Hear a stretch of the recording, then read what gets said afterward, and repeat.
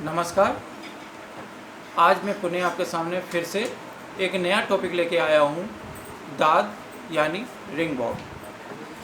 इसको medical terminology में हम टीनिया बोलते हैं या कॉमन लैंग्वेज में इसको फंगल इन्फेक्शन भी बोलते हैं। दाद हमारी त्वचा की ऊपरी सतह पर होता है और ये एक गोलाकार राउंडेड और रेडनेस लिए हुए होता है। इसमें बहुत ज़्यादा इचिंग होती है और कई बार खुजाने पर इसमें बहुत ज़्यादा जलन भी होती है। तो आज हम इसी के ऊपर बात कर रहे हैं और इसके बारे में जानेंगे। दाद 3 प्रकार का होता है, कॉर्पोरिस, टीनिया कैपिटिस और टीनिया पेडिस। इसके बाद हम आपको ये बताएंगे कि दाद जो है ये एक संक्रमण की बीमारी है, यानी एक व्यक्ति से दूसरे व्यक्ति में ये फैल जाता है और इसके कुछ और भी हैं कारण, जैसे जानवरों से मनुष्य में फैलना, जैसे कुत्ता, बिल्ली, गाय आदि ऐसे पालतू जानवर हैं जिनके संपर्क में हम आते हैं और ये हमें भी संक्रमित कर देता है। इसी प्रकार से वस्तु से मानव में, वस्तु का मतलब यहाँ पर ये है किसी का बिस्तर, किसी की चादर, किसी के कपड़े, किसी का कंगा या किसी का टॉवल, ऐसी कुछ चीज़ें हैं जिसको हम दूसरे संक्रमित व्यक्ति को जो यूज़ कर रहा है उससे हम लेकर उसको यूज़ कर लेते हैं, तो वो हमें भी संक्रमित कर देता है। ये कुछ कारण हैं इसके संक्रमण के और इसकी रोकथाम और उपाय क्या हैं वो भी हम अब जानेंगे आगे। तो जो इसकी रोकथाम है वो मैं पहले आपको बताता हूँ कि आदमी को स्वच्छ रहना चाहिए, प्रतिदिन स्नान करना चाहिए और दूसरों की चीज़ें बिल्कुल यूज़ ना करें। अपने इंडिविजुअल ही आप सामान को यूज़ करें और किसी के बिस्तर यूज़ ना करें। यदि कोई संक्रमित आदमी है तो उससे बचें।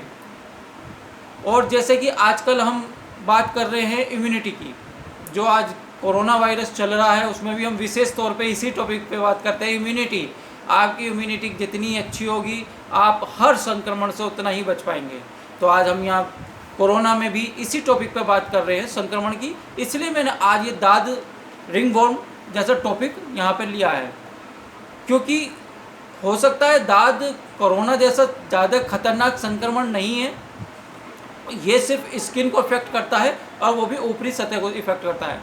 लेकिन कोरोना एक ऐसा वायरस है जो आपके अंदर इंटरनल पार्ट को संक्रमित करता है, आपके रेस्पिरेटरी ट्रैक्ट को संक्रमित करता है, आपके डाइजेस्टिव सिस्टम को संक्रमित करता है, यहाँ तक कि आपके मेंटल सिम्टम को भी वो संक्रमित करता है।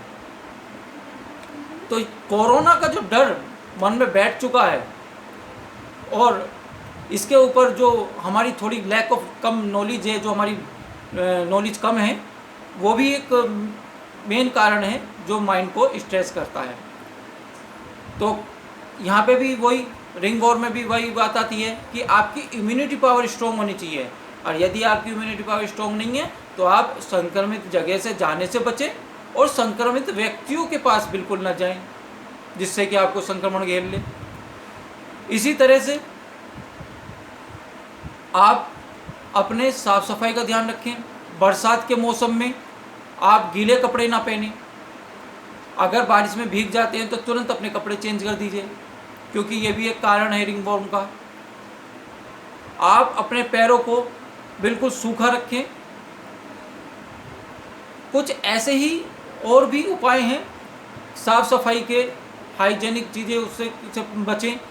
तो ये जो चीज़ें हैं ये आपके संक्रमण को रोकती हैं, जो सरकार द्वारा आजकल गाइडलाइंस भी दी जा रही हैं और बहुत सारे पब्लिक उसको फॉलो भी कर रही है।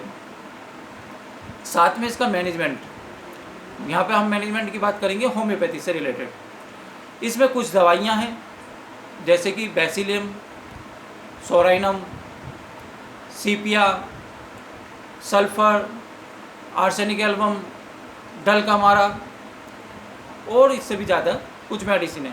लेकिन होम्योपैथी में होता क्या है कि हम जब भी कोई दवा देते हैं तो उसके टोटल सिम्टम लेना बहुत आवश्यक है, जिससे कि हम आपको इंटरनली वो ट्रीटमेंट दे पाएँ जो आपको अभी तक नहीं मिला है। और एक्सटर्नली लोकली अगर कोई एप्लीकेशन है या कोई ऐसा एमटी है, मदर टिंचर है, जिसको आप लगाने से भी एक्सटर्नली भी आप इम्प्रूव करते हैं, तो वो भी हम देते हैं। तो ये सब बातें हैं जो हमें रिंगवर्म में ध्यान रखनी है। तो जो भी कोई मेडिसिन है वो सिम्टम के आधार पर ही दी जाती है, और जो भी सिम्टम आपको प्रोड्यूस होते हैं उस आधार पर आप उस मेडिसिन को लेते हैं तो निश्चित ही आप ठीक होते हैं।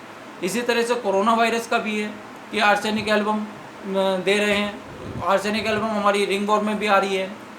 तो लेकिन इसके भी आधार हैं, जो सिम्टम हो उस आधार पर आप दवाई लीजिए। ऐसी किसी के प्रेस्क्रिप्शन से मत लीजिए। जो आपकी इंडिविजुअल मेडिसिन है आप उसको लीजिए। ये हो सकता है आप इम्यूनिटी बढ़ाने के लिए कुछ दवाइयाँ हैं, आप उनको ले सकते हैं। बहुत सारी दवाइयाँ हैं, आपका एजेडिक्टा है, अल्फा है, ओसिमम सैन है, ओसिमम कैन है। इसी तरह से कुछ और दवाइयाँ हैं जिसको हम एम्प्टी फॉर्म में भी ले सकते हैं, और ये हमारी इम्यूनिटी को इंक्रीज़ करती हैं। आज हम इस टॉपिक को यहीं समाप्त करते हैं। आप लोगों का बहुत बहुत धन्यवाद। आपको लगा कि मेरी वीडियो आपको पसंद आई, या मैं आपको ये बहुत जो रिंगवर्म का जो हमने केस लिया ये मैं आप तक पहुंचा पाया, आपको समझा पाया, तो मेरी वीडियो को सब्सक्राइब कीजिए। धन्यवाद।